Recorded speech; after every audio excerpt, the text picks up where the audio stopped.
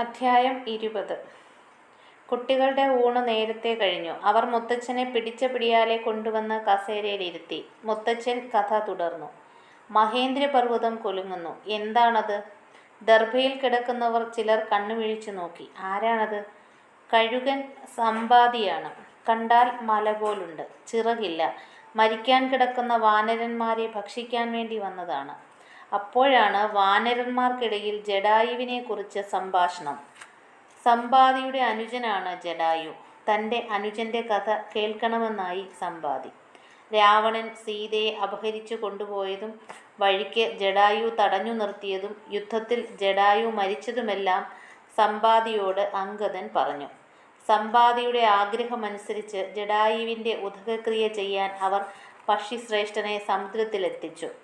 സമ്പാദി കർമ്മങ്ങളെല്ലാം ചെയ്തു സന്തോഷത്തോടെ അവരോട് പറഞ്ഞു. മറുകരയിൽ ത്രികൂടഗിരിയുടെ മുകളിൽ ലങ്ക എന്ന ഒരു രാജ്യമുണ്ട്. ലങ്കയിലെ അശോകവനികയിൽ രാക്ഷസികളുടെ നടുവിൽ സീതയുണ്ട്. ഇവിടെ നിന്ന് 100 യോജന ദൂരമുണ്ട്. കഴുകനായതുകൊണ്ട് തനിക്ക് സീതയെ കാണാം. കടല് ചാടി ആർക്കെങ്കിലും പോകാൻ കഴിയുമെങ്കിൽ സീതയെ കണ്ടു മടങ്ങാം. വാനരന്മാർക്കെല്ലാം ഉത്സാഹമായി. സമ്പാദി ജീവൻ രക്ഷിച്ചു തന്നുവല്ലോ. സമ്പാദിക്ക് ജടായുവിനെ കൊന്ന രാവണനോട് പകയുണ്ട്. പക്ഷേ രാവണനോട് യുദ്ധത്തിനൊരുങ്ങാനുള്ള കെൽപ്പില്ല. സമ്പാദി വാനരന്മാർക്ക് തൻ്റെ കഥ പറഞ്ഞു കൊടുത്തു. ജടായുവും സമ്പാദിയും ശക്തിയിൽ ഊറ്റം കൊണ്ടിരുന്നവരായിരുന്നു. ആർക്കാണ് കൂടുതൽ ഉയരത്തിൽ പറക്കാൻ കഴിയുക എന്നവർ പരീക്ഷിക്കാൻ ഉറച്ചു. രണ്ടുപേരും പറന്നുയർന്നു. സൂര്യമണ്ഡലമെത്തി. അതിഭയങ്കരമായ ചൂട്. ജടായുവിന് പൊള്ളലേറ്റു. സമ്പാദി അവനെ രക്ഷിക്കാൻ തൻ്റെ ചിറകുകൾക്കുള്ളിലാക്കി പറന്നു. സമ്പാദിയുടെ ചിറകുകൾ മുഴുവൻ കരിഞ്ഞു. വിന്ധ്യാപർവ്വതത്തിൽ ഒരു മല പോലെ വന്നു വീണു. രൂപം തിരിച്ചറിയാൻ കഴിയാത്ത വിധം വികൃതമായി. കുറേ ദിവസം കഴിഞ്ഞപ്പോൾ കണ്ണു തുറന്നു. അടുത്തുള്ള ആശ്രമത്തിനരികിലേക്ക് ഇഴഞ്ഞു നീങ്ങി. അത് ചന്ദ്രമാമുനിയുടെ ആശ്രമമായിരുന്നു. മുനിക്ക് സമ്പാദിയെ മനസ്സിലായി. ജീവിതം മടുത്ത് കാട്ടുതീയിൽ ചാടി ചാകാൻ ആഗ്രഹിച്ച സമ്പാദിയെ മുനി തത്വോപദേശം നൽകി പിന്തിരിപ്പിച്ചു. തൻ്റെ ജീവിതം കൊണ്ട് ലോകത്തിന് ഉപകാരമാകുമെന്ന് മുനി സമ്പാദിയെ ഓർമ്മപ്പെടുത്തി. ശ്രീരാമദാസന്മാരായ വാനരന്മാരോട് രാവണൻ സീതയെ തട്ടിക്കൊണ്ടുപോയ കഥയും കഴുകനായതുകൊണ്ട് ലങ്കയിൽ സീത ഇരിക്കുന്നത് നേരിട്ട് കണ്ട കഥയും പറഞ്ഞു കഴിഞ്ഞാൽ തനിക്ക് പുത്തൻ ചിറകുകൾ മുളയ്ക്കുമെന്ന് അരുളി ചെയ്തു. മുനി മറഞ്ഞു. പിന്നീട് നിങ്ങളുടെ വരവും കാത്ത് കഴിയുകയായിരുന്നു. എല്ലാവരും നോക്കി നിൽക്കെ സമ്പാദിക്ക് ചിറകുകൾ മുളച്ചു. അവൻ പറന്നുയർന്ന് മോക്ഷം പ്രാപിച്ചു. ലോക നന്മ ചെയ്താൽ സൽഫലമുണ്ടാകുമെന്ന് മുനി ലോകരെ പഠിപ്പിച്ചു. ചന്ദ്രമാമുനി പറഞ്ഞത് സത്യമായി കണ്ടപ്പോൾ എല്ലാവരും സമ്പാദിയെ വിശ്വാസമായി. 100 യോജന ദൂരം ചാടാൻ കഴിവുള്ളവരെ കണ്ടുപിടിക്കണം. അംഗദൻ ഓരോരുത്തരെയും വിളിച്ച് ചോദിക്കാൻ തുടങ്ങി. എത്ര ചാടാൻ കഴിയും? ഉത്തരം പറയണമെന്ന കാര്യം നിർബന്ധമാണ്. ഓരോരുത്തരും അവരവരുടെ കഴിവ് വെളിപ്പെടുത്തി. 10 യോജനയിൽ തുടങ്ങി 90 വരെ എത്തി. 90 ചാടിയാലും 10 ചാടിയാലും ഫലം ഒന്നു തന്നെ. ഉപ്പുവെള്ളം കുടിച്ച് ചാവാം. കുറച്ചു നേരം ചാടുന്നവന് ഇക്കരയിലേക്കും കൂടുതൽ ചാടുന്നവന് അക്കരയിലേക്കും വെള്ളം കുടിക്കാം എന്നേ വ്യത്യാസമുള്ളൂ. ജാമ്പവാന് ചാടാൻ കഴിയുമെന്നൊരു തോന്നലുണ്ട്. പക്ഷേ വാർദ്ധക്യം ബാധിച്ചതുകൊണ്ട് ധൈര്യമില്ല. പണ്ട് വാമനനായി മഹാവിഷ്ണു അവതരിച്ചപ്പോൾ 21 ചുറ്റ് വാമന പാദം പ്രദക്ഷിണം വെച്ച് ഓടിയവനാണത്രേ ജാമ്പവാൻ. ഇതിൽ ഊറ്റം കൊണ്ട് വീരസ്യം പറയാനേ ഇന്ന് ജാമ്പവാന് കഴിയും. അംഗദനാണെങ്കിൽ 100 യോജന ചാടാം. പക്ഷേ അത്ര ഇങ്ങോട്ടും ചാടണ്ടേ? അത് വയ്യ. അത് കേട്ടപ്പോൾ ജാമ്പവാൻ അംഗദനെ തടഞ്ഞു. അംഗദൻ വാനരന്മാരുടെ യുവരാജാവാണ്. നാളെ രാജാവാകേണ്ടവനാണ്. മടങ്ങിയെത്താൻ കഴിയാതിരുന്നാൽ വാനരന്മാർ അനാഥരാകും. എങ്കിൽ പിന്നെ ദർഭ വിരിച്ച് കിടക്കാം. മരിക്കാൻ ദിവസം എണ്ണാമല്ലോ. മിക്കവരും മുറുമുറുത്തു. അതിന് കഴിവുള്ളവർ കൂട്ടത്തിലുണ്ട്. ആരാണെന്നറിയാൻ എല്ലാവരും അന്യോന്യം നോട്ടം തുടങ്ങി. മറ്റാരുമല്ല, ഹനുമാൻ തന്നെ. ഹനുമാനെ അത് കഴിയൂ. മഹാബലവാനാണ് ഹനുമാൻ. വായുപുത്രനാണ്. രാമകാര്യത്തിനു വേണ്ടിയാണ് വായുദേവൻ ഹനുമാന് ജന്മം നൽകിയത്. പണ്ട് 500 യോജന ചാടി കെൽപ്പ് കാട്ടിയവനാണ്. പിറന്നു വീണപ്പോൾ കിഴക്ക് ദിക്കിൽ ചുവപ്പ് കണ്ട് അത് പഴമാണെന്ന് കരുതി തിന്നാൻ കൊതിച്ച് ചാടിയ കഥ ജാമ്പവാൻ അറിയാം. ഉണരൂ, രാമകാര്യം നിറവേറ്റൂ, ജാമ്പവാൻ ഹനുമാനോട് അഭ്യർത്ഥിച്ചു. എല്ലാവർക്കും വേണ്ടി തൻ്റെ ബാലമഹിമ കേട്ട് ഹനുമാൻ ബ്രഹ്മാണ്ഡം പൊട്ടുമാറ് ഉഗ്ര അട്ടഹാസം ചെയ്തു. വീര്യം ഉണർന്നു, ദിവ്യപ്രകാശം പരന്നു. ശ്രീരാമൻ തൻ്റെ മോതിരം ഏൽപ്പിച്ചത് ഹനുമാനെയല്ലേ? അതെന്താ ആരും ഓർക്കാതിരുന്നത്? ഹനുമാന്റെ മഹിമ ശ്രീരാമന് നേരത്തെ തന്നെ അറിയാമായിരുന്നു. ഹനുമാൻ പർവ്വതം പോലെ വലുതായി. താൻ സമുദ്രം ചാടി ലങ്കയിലെത്തും. ലങ്ക ചുട്ടുകരിക്കും. രാവണനെ ത്രികൂട പർവ്വതത്തോടൊപ്പം പൊക്കിയെടുത്ത് കൊണ്ടുവരും. അതോ സീതയെ ദർശിച്ചു പോന്നാൽ മതിയോ? മറുപടിക്ക് വേണ്ടി ഹനുമാൻ പ്രഖ്യാപിച്ചു, സീതയെ കണ്ടു മടങ്ങുക. ജാമ്പവാൻ യാത്രാമംഗളം നേർന്നു. ഇനി കഥ നാളെ. മുത്തച്ഛൻ ഉറങ്ങാൻ എഴുന്നേറ്റു. അധ്യായം 21. കുട്ടികളെ, ഹനുമാൻ സീതയെ അന്വേഷിച്ച് ലങ്കയിലേക്ക് പുറപ്പെടുകയാണ്. കഥ കേട്ടോളൂ. മുത്തച്ഛൻ കഥ ആരംഭിച്ചു. രാമനെ ധ്യാനിച്ച് ഹനുമാൻ മഹേന്ദ്രപർവ്വതത്തിൻ്റെ മുകളിൽ കയറി ലങ്കയെ ലക്ഷ്യം വെച്ച് നിന്നു. വാലുയർത്തിപ്പിടിച്ച് കൈകൾ ചലിപ്പിച്ചു. കാലുകൾ വളച്ച് ദൃഷ്ടി മേൽപോട്ടുയർത്തി തെക്കോട്ട് തിരിഞ്ഞ് വായുവേഗത്തിൽ ഒരൊറ്റ ചാട്ടം കൊടുത്തു. ആകാശത്തിലൂടെ അതിവേഗം ഹനുമാൻ പാഞ്ഞു പോകുന്നു. ഹനുമാന്റെ ശക്തിയൊന്ന് പരീക്ഷിക്കുന്നത് നന്ന്. മഹാശക്തനായ രാവണന്റെ അടുത്തേക്ക് പോകുന്നതല്ലേ? ദേവന്മാർ കൂടി ആലോചിച്ചു. നാഗമാതാവായ സുരസയെ ചെന്ന് കണ്ടു. സുരസ സമ്മതിച്ചു. ഹനുമാനെ വഴിക്ക് തടയുക തന്നെ. വായും പിളർന്നു നിന്നു. ഹനുമാൻ തൻ്റെ യാത്രയുടെ ഉദ്ദേശ്യം സുരസയെ അറിയിച്ചു. വഴി തരാൻ അപേക്ഷിച്ചു. അവൾ വാ തുറന്നു തന്നെ നിൽപ്പാണ്. ഈ വഴിക്ക് പോകുന്നവരാണ് എൻ്റെ ഭക്ഷണം. കാര്യം പറഞ്ഞിട്ടും വഴി മാറാത്തതു കണ്ട് ഹനുമാൻ കോപിച്ചു. അവളുടെ വിശപ്പ് തീർക്കുക തന്നെ. ശരീരം 1 യോജന വലിപ്പത്തിൽ വളർന്നു വലുതായി. അപ്പോൾ സുരസ വിട്ടില്ല. 5 യോജന വിസ്താരത്തിൽ വാ പിളർന്നു. ഹനുമാൻ ഇരട്ടിയായി. സുരസ അപ്പോൾ 20 യോജനയും. തുടർന്ന് ഹനുമാൻ 30 ആയപ്പോൾ സുരസ 50 അമ്പ അമ്പ, നീ അത്രയ്ക്കായോ? ഹനുമാൻ പെട്ടെന്ന് ശരീരം പെരുവിരലിനൊപ്പമായി ചുരുക്കി വായിൽ കൂടെ കടന്ന് ചെവിയിലൂടെ പുറത്തിറങ്ങി. ദേവിക്ക് വണക്കം പറഞ്ഞു. സുരസ ഹനുമാൻ ഇത്ര മിടുക്കനാണെന്ന് കരുതിയില്ല. ഹനുമാനെ അഭിനന്ദിച്ച് അനുഗ്രഹിച്ചു. താൻ ആരാണെന്നും തൻ്റെ ഉദ്ദേശ്യം എന്തായിരുന്നുവെന്നും സുരസ ഹനുമാനോട് പറഞ്ഞ് ദേവലോകം പോകി. ഹനുമാൻ യാത്ര തുടർന്നു. പക്ഷീന്ദ്രനായ ഗരുഡന്റെ വേഗത്തിൽ സമുദ്രത്തിൻ്റെ മുകളിലൂടെയാണ് യാത്ര. അല്പം ഇരുന്ന് വിശ്രമിക്കാനോ ക്ഷീണം തീർക്കാനോ ഇടമില്ല. ഹനുമാന്റെ യാത്ര ദേവകാര്യത്തിനും രാമകാര്യത്തിനുമാണ്. അതുകൊണ്ട് അതിനുള്ള സൗകര്യമുണ്ടാക്കേണ്ടത് തൻ്റെ കടമയാണെന്ന് സമുദ്രദേവതയ്ക്ക് തോന്നി. ഉടൻ തന്നെ മൈനാക പർവ്വതത്തിനോട് അപേക്ഷിച്ചു. മൈനാകം സദാ സമുദ്രത്തിൽ മുങ്ങിക്കിടപ്പാണ്. അപേക്ഷപ്രകാരം മൈനാകം വെള്ളത്തിൽ നിന്ന് ഉയർന്നു വന്ന് ഹനുമാന് വിശ്രമിക്കാൻ ഇടവും സൗകര്യവും നൽകി. പക്ഷേ ഹനുമാൻ വിശ്രമിക്കാനും വിശപ്പടക്കാനും കഴിയുന്ന മാനസികാവസ്ഥയിലല്ലായിരുന്നു. മൈനാകത്തിൻ്റെ സന്മനസ്സിന് നന്ദി പറഞ്ഞ് സ്നേഹപൂർവ്വം കൈത്തലം കൊണ്ട് തലോടി യാത്രയായി. ഹനുമാന് താൻ നിശ്ചലനാകുന്നത് പോലെ തോന്നി. എത്ര ശ്രമിച്ചിട്ടും യാത്രയ്ക്ക് വേഗതയുണ്ടാകുന്നില്ല. ചുറ്റുപാടും നോക്കി, ആരെയും കാണുന്നില്ല. എന്തൊരു അതിശയം!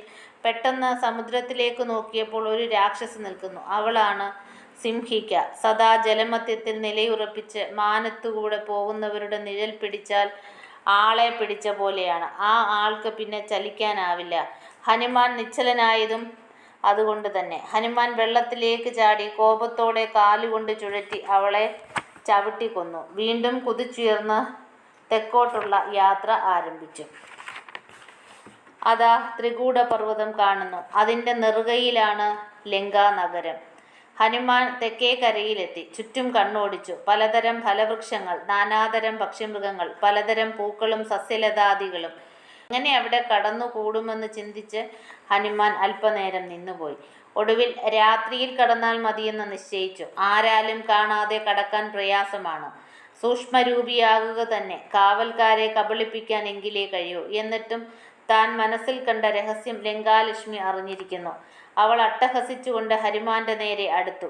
തൻ്റെ അനുവാദം കൂടാതെ കൂരിരുട്ടത്ത് കാട്ടുകള്ളനെ പോലെ വാനരവേഷത്തിൽ വന്നതിന് സമാധാനം ചോദിച്ചു. മറുപടിക്ക് കാത്തുനിൽക്കാതെ കാലുകൊണ്ട് തൊഴിച്ചു. ഹനുമാൻ പിന്നെ കാത്തുനിന്നില്ല. അവജ്ഞയോടെ അവളെ മുഷ്ടി ചുരുട്ടി ഇടിച്ചു. കുടുകുടെ ചോര ഛർദ്ദിച്ച് അവൾ നിലംപതിച്ചു. അല്പം കഴിഞ്ഞ് ലങ്കാലക്ഷ്മി എഴുന്നേറ്റ് ഹനുമാനെ അനുഗ്രഹിച്ചു. പണ്ട് ബ്രഹ്മാവ് അരുളി ചെയ്തത് അവൾ ഓർത്തു. ശ്രീരാമകാര്യത്തിന് ലങ്കയിലെത്തുന്ന വാനരന്റെ കയ്യിൽ നിന്ന് മുഷ്ടി ചുരുട്ടി ഇടി ലഭിക്കും.